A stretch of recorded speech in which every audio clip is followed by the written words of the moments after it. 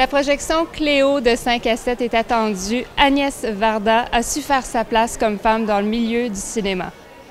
C'est une femme de ma génération et puis ça m'intéresse beaucoup parce qu'elle avait beaucoup d'énergie pour être capable de faire face à la meute de réalisateurs masculins. Alors c'est un peu ça. J'ai vu un peu de ce qu'elle avait présenté. Et puis, c'est le quotidien.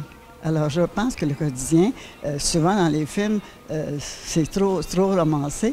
Alors, avec elle, c'est réellement, c'est ce qui m'a plu. Vous êtes ici pour découvrir le film Cléo 5 à 7. Qu'est-ce que ça vous dit, l'univers des films restaurés?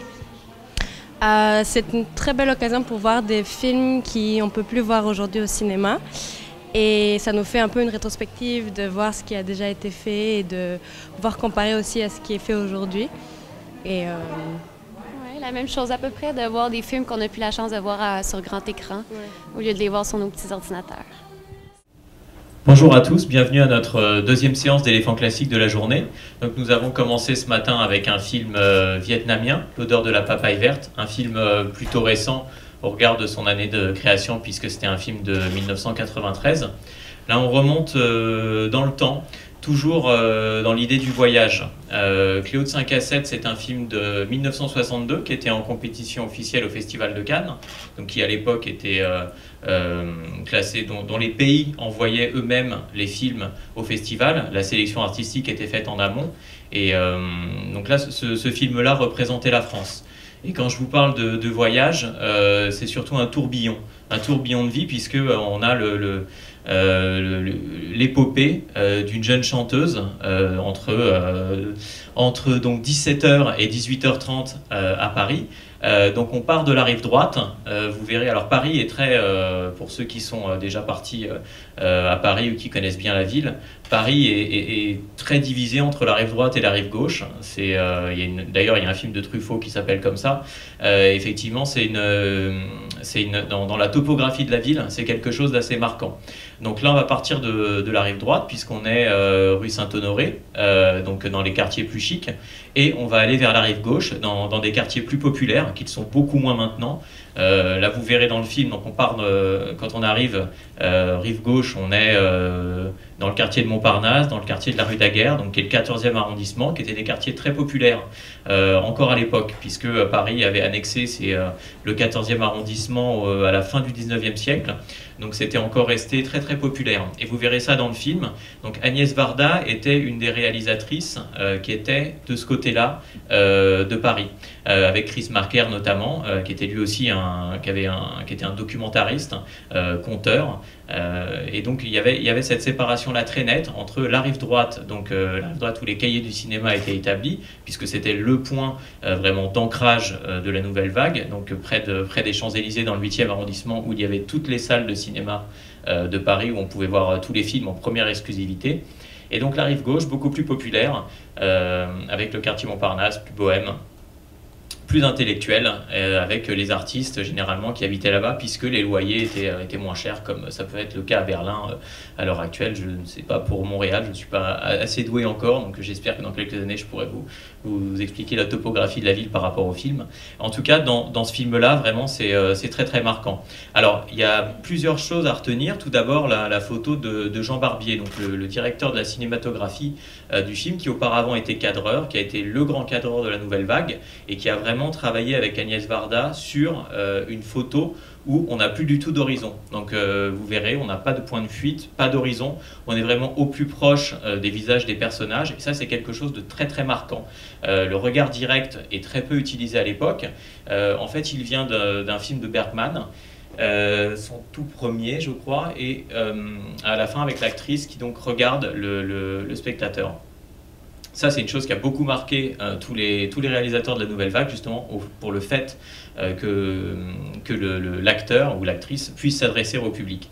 Et donc là, vous verrez, on a beaucoup ça. Alors, à la fois, on s'adresse à vous, public qui est dans la salle de cinéma. Et en même temps, on a toute l'oppression, tout le regard de la société sur cette jeune chanteuse qui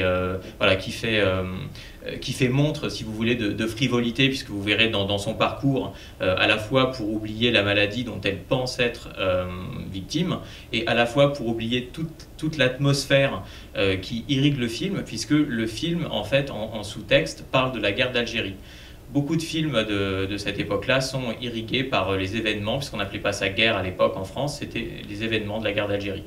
Donc là, on a effectivement ce soldat qu'elle rencontrera, et donc qui va conclure en fait ce voyage pour donner un aspect très marquant, et aspect qu'on retrouvera aussi dans de nombreux films. Alors c'est vrai que là, le film à l'époque n'a pas été censuré, au contraire du film de Jean-Luc Godard, Le Petit Soldat, qui est un film qui avait fait scandale, un film de Rivette aussi. Enfin, la guerre d'Algérie a vraiment irrigué le cinéma de la Nouvelle Vague et a vraiment provoqué une onde très forte, où le ministère à l'époque c'était le ministère de l'Information, donc c'était Alain Peyrefitte, et qui a censuré énormément le film pour qu'il ne sorte pas, et qu'on ne parle pas de la guerre d'Algérie, où étaient envoyés tous les jeunes que vous pourrez voir dans le film à l'époque, sous couvert de besoin de présence sur place.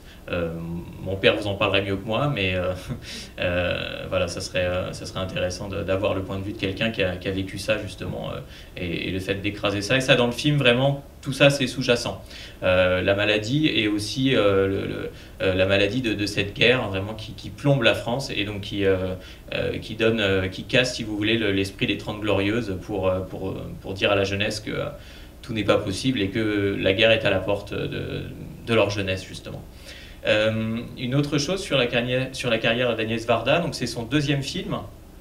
Elle a fait un premier film en 1955, donc plus dans l'esprit du documentaire, qui était un film sur des pêcheurs, plus dans l'esprit du cinéma direct, comme vous avez pu le connaître ici au Québec, avec Michel Brault, avec Pierre Perrault, vraiment des choses plus très tangibles, si vous voulez, au plus proche des problèmes de la société. Donc là, son premier film, c'était cela, un film qu'elle avait autoproduit. Là, c'est un film qui est produit par les grands producteurs de la Nouvelle Vague, Georges de Beauregard, qui a vraiment soutenu tout le monde, et Carlo Ponti aussi, qui était un homme d'affaires incroyable, le mari de Sophia Loren, qui a produit des films de la Nouvelle Vague, des films en Italie de genre, des grosses productions hollywoodiennes, vraiment quelqu'un qui avait un sens artistique et financier vraiment très développé. Donc là, c'est un film à ce niveau-là qui est quand même soutenu par des moyens de production conséquents. Et donc vous verrez, ça se retrouve dans tout le côté soigné du film, qui est vraiment très très beau, très bien cadré. On sent que l'argent, si vous voulez, n'a pas coupé les moyens, et la vivacité à Agnès Varda qui a gardé une liberté de ton assez exceptionnelle. Un dernier point pour finir, vous verrez, la musique est de Michel Legrand. Donc comme elle est chanteuse, on est vraiment sur les envolées jazzistiques assez habituelles de Michel Legrand. Donc je ne vous fais pas tous les parallèles avec les parapluies de Cherbourg que nous projetterons cet après-midi, puisqu'il y a beaucoup de points communs entre Demy et Varda, qui, bon, voilà, en tant que Marie FM aussi, partageait de nombreux collaborateurs, dont Michel Legrand, qui insuffle aussi un esprit jazzy au film. Les cabarets, voilà, de jazz étaient notamment vers Port-Royal, donc qui est juste un tout petit peu avant, quand vous revenez de Montparnasse, qui est juste, voilà, cet endroit-là, en revenant vers le sud de Paris. Moi, je ne suis pas très bon en topographie, mais en tout cas, c'est ça. Vous verrez dans le film, on suit aisément ce parcours. Et donc, tout l'esprit du jazz aussi irrigue le film, comme c'était la musique révélatrice de l'époque, et donc donne beaucoup de vivacité à ce que vous allez voir. En introduction, vous avez une surprise dans le film même, qui vous ramène aux sources du cinéma, Lumière et Méliès. Donc nous ferons un ciné-concert avec la Cinémathèque française demain, avec 52 minutes de films de Méliès totalement restaurés, qui n'ont été projetés qu'une fois. Et nous aurons le premier film d'Alice Guy, qui est la première réalisatrice au monde, avec La Fée aux choux, qui est son premier film de 1896, donc vraiment au moment de la création du cinéma. Mais là, c'est une autre version, puisque la version de 1896 a été perdue. Donc c'est un film de 1900, vous verrez, c'est très court, c'est assez drôle, et ça donne bien l'esprit, si vous voulez, de la création déjà à l'époque de l'humour qui pouvait s'en dégager. Donc j'espère que cette petite surprise vous plaira autant que celle qui est au milieu du film, qui est plus dans l'esprit de la nouvelle vague. Mais là, je vous en dis pas plus, je vous laisse voir ça. Bonne projection à tous, merci.